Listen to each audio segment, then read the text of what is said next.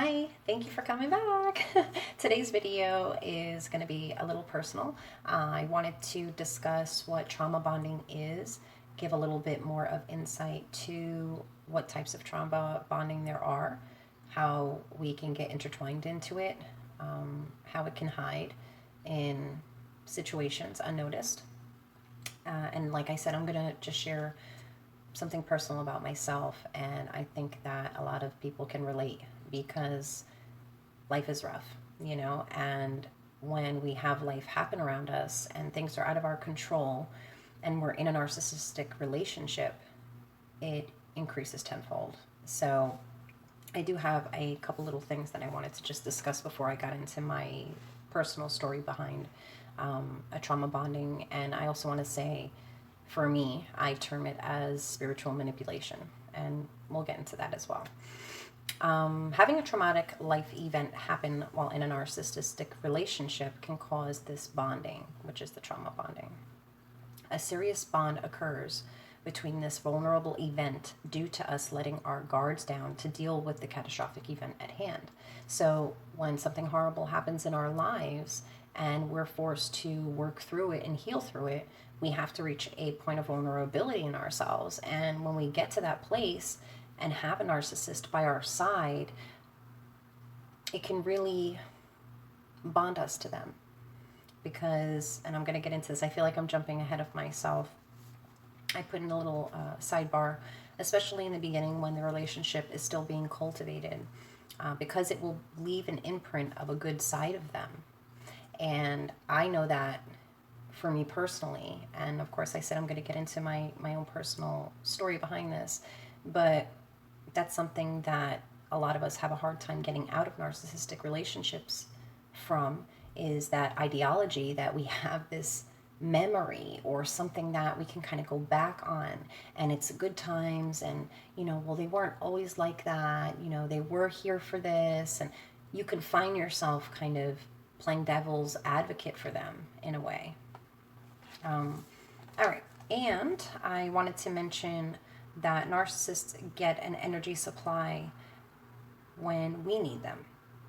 And I know in narcissism, sorry about that, I had to pause the video. I know I've said in other videos I'm a mom, so I don't always have private time to record. But yes, narcissists get an energy supply when you need them. It isn't about your pain or despair, it's grandiose to them. They like to know, feel, and think that they're your comfort. What would you do without them? Thank goodness that you have them at this time of need. I've heard it all. And they do think that way, whether they are ballsy enough to say it to you or not. That is exactly how they feel. And I wanted to define the definition of grandiose. Here we go. Having an exaggerated belief in one's importance, sometimes reaching delusional proportions. How important is that? Delusional? Yes, that all goes hand in hand with narcissism. Okay, I wrote, they want to see you as the one you leaned on, you cried on, and you relied on in this time, this hard time out of your life. 9 times out of 10, they make sure others know as well, right? They want to make sure that as you're grieving, someone's got to understand that, or someone's got to hear that they're there for you. Someone's got to say, you know what, you're a good person, you're a good woman, you're a good man for being by your man or being by your woman at this time, right? They love that. That's why they love that. And then I put, it feeds their grandiose ego. This is a time when you might falsely glorify them. They might seem genuine also. A true narcissist is not genuine in this, and it's hurtful. It's a very sad realization to come to, because we don't feel that way. So it's very hard to wrap your head around how someone could be so not genuine. They feed off your trauma as well. This is where I kind of put a little note about my personal story. This is where I'll dive into that. So, and I just wrote little things that I thought were very important to refer to as I'm doing this. But If you've watched any of my other videos, I've discussed the fact that I had lost a sister traumatically in my early 20s, and it was something that wasn't expected. And my sister, unfortunately, passed away due to suicide. And that's a catastrophic event. That's my catastrophic event that I was referring to in this, and how I can relate to this. So the reason why I feel this is important is I'm not the only person who's suffered the loss of someone that was extremely close to them. You know, I'm not going to say everybody does. I don't know how everybody feels. I don't know if everybody has the depths that I had with my sister. But I do know that these things happen. And I also know that when we have these things happen, we're lost. Life literally pauses for us. And that's exactly how I felt. I felt like there was a big fat pause button put on my life. I watched everything go on around me, and inside I was frozen still. I was still trying to get back to who I was before this happened, and I didn't want to move forward. So I was definitely at a standstill for myself. So with my sister, the reason why I wanted to also discuss how there was a trauma bond formed when I had lost my sister with my narcissistic abuser. And there were a lot of reasons why. I also, as a child, suffered from abandonment issues. So I feared this very thing happening. You know, someone that I love is just going to be gone one day. It's a huge fear for someone who suffers abandonment issues. So here, boom, it happens. And now I'm with a partner that I knew at that time, and this is going way back. I mean, I was with this partner, narcissistic partner of mine, that we lived side by side, or in each other's spaces, I would like to call it, because I called it quits years before we actually physically weren't living together. But it doesn't mean that in his mind he thought we were together when we weren't. So that just makes my story very messy.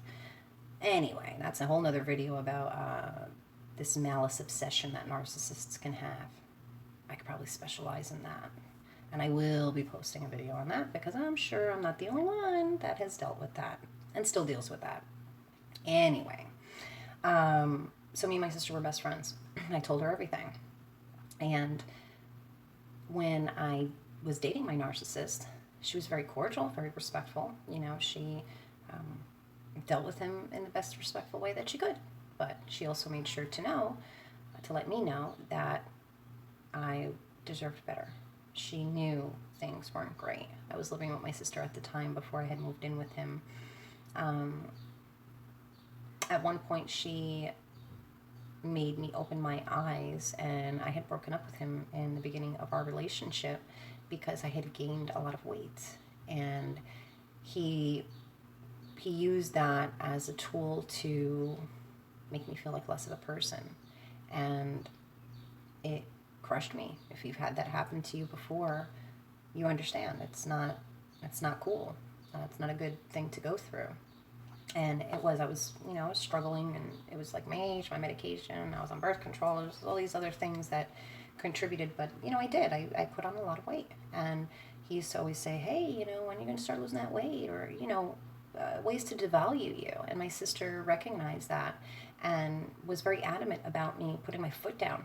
And she says, if you don't do this now, there's going to be a big problem. You need to let him know he cannot treat you this way. And I did. It was the first time I had broken it off with him in the beginning of our relationship. So, looking back now, after all these years, it was never healthy, But I wanted to mention that my sister, for me at that time, was my daily escape. I wound up moving out of living with my sister, and I wound up moving in with him. And things just got progressively worse. And in my family dynamic, there was a lot going on. I know I discussed that my sister eventually decided to take her life. So, life wasn't easy for us. And it was very easy for me to settle for something when I knew it wasn't great, because I was afraid of being alone. I was afraid of of what that meant. And it didn't matter if he was a great person or not at that time, unfortunately. I'm a totally different person than I was then. But I definitely read between the lines and see how I made those bad decisions, or how I stuck around, how I allowed those red flags to just fly past my face and not see them. So when I had moved in with him, my sister, I would call her a lot. And if we were in an argument, if I had gotten into an issue or a thing with him, I would call her and she would always say, just come on over. And then there were days where things would happen and I would call her, but she had already fell asleep for the night because it would be late at night. And I always used to say, it's either I'm calling the cops or I'm calling you.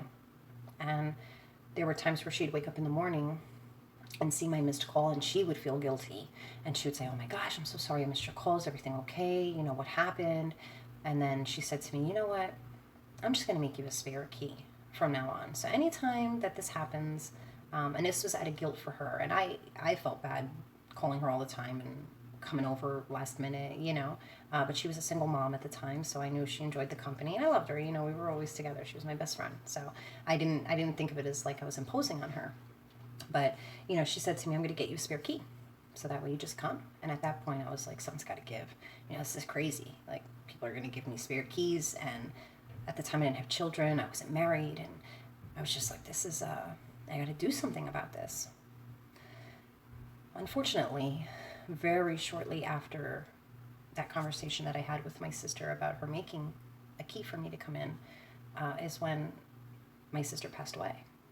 And I remember saying to myself, thank God I didn't have that key, because I wasn't the person who found my sister, thankfully, even though at the time, and I know I wanted to also make a video about that as well, because there's a lot that we go through when we deal with the death of someone that we love by suicide, especially siblings. But in general, there's a lot of ups and downs, a lot of things that we go through. And there was a time where I had hoped. I wanted to. To me, that was my closure.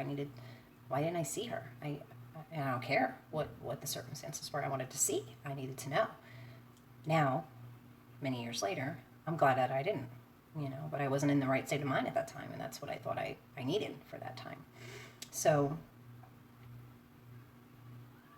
after my sister passed away, I became numb. I know I said that. And I didn't have the energy to fight anymore like I had. We would fight. We would argue. I'd fight back, stick up for myself, or whatever you'd refer to it as. I didn't have that energy anymore. My soul was empty. I woke up crying. I went to bed crying. I wound up going on medication for antidepressants. I started having panic attacks. I just started spiraling into, I don't know who. I didn't want to know who.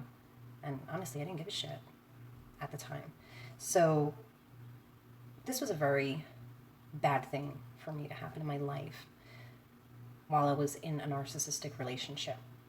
And the signs were there before this even happened.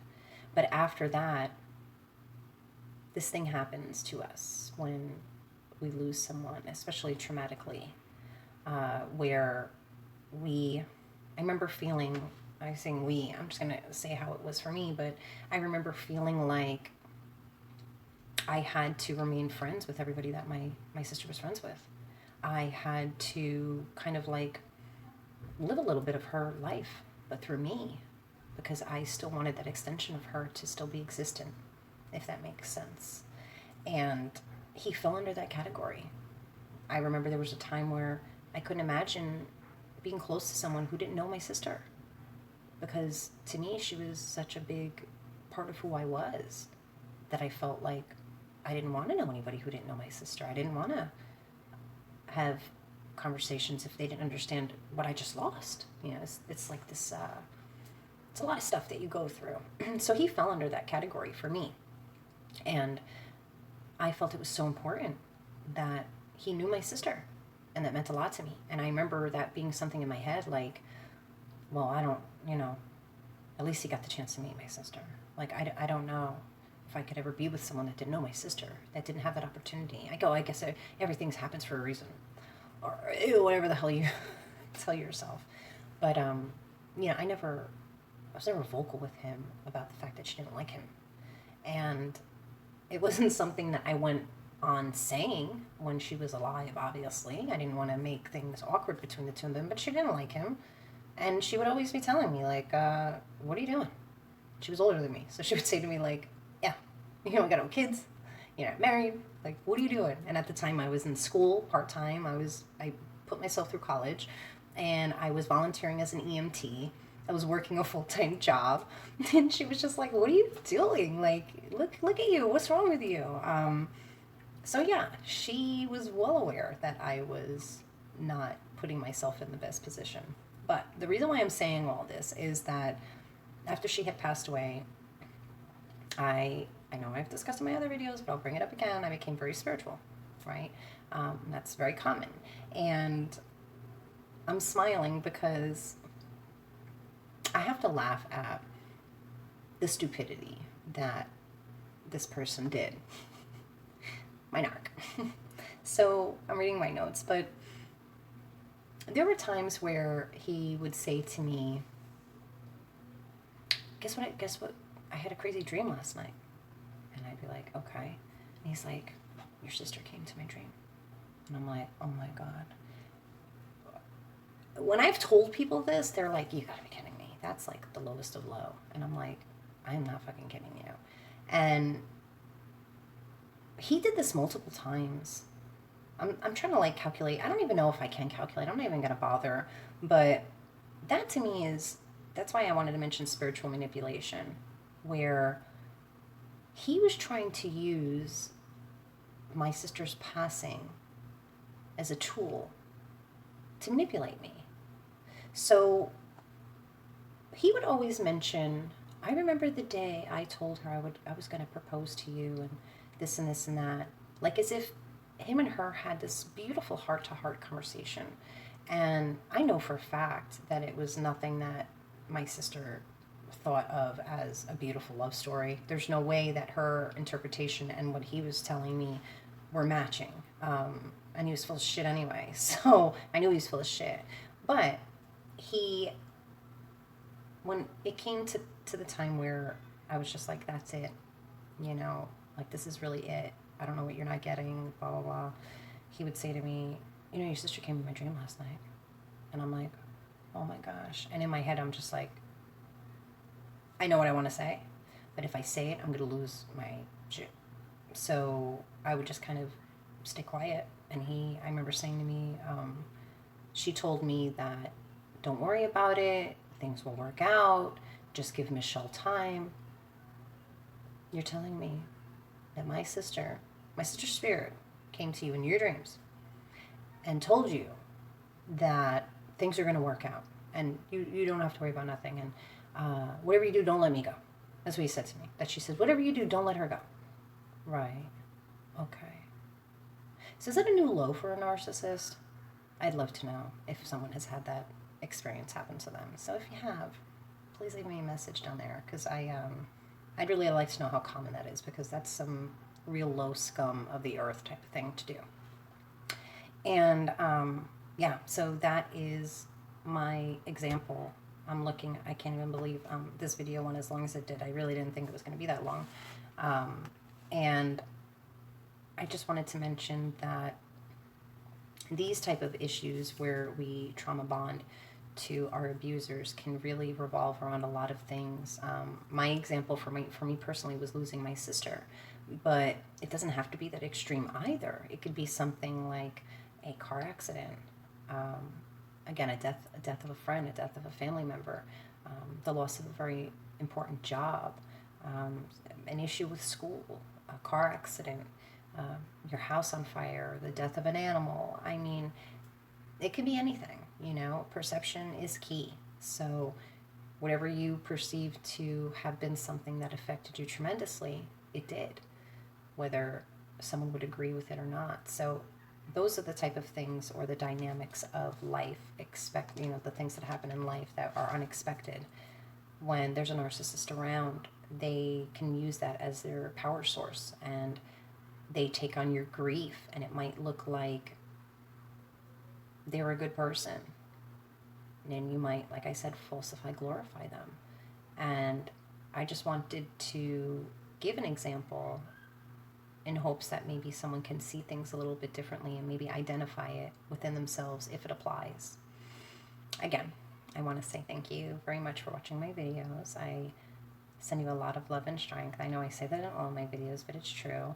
And please subscribe to my channel. I am trying to get to 1,000 subscribers. It's part of YouTube's requirements for their channels.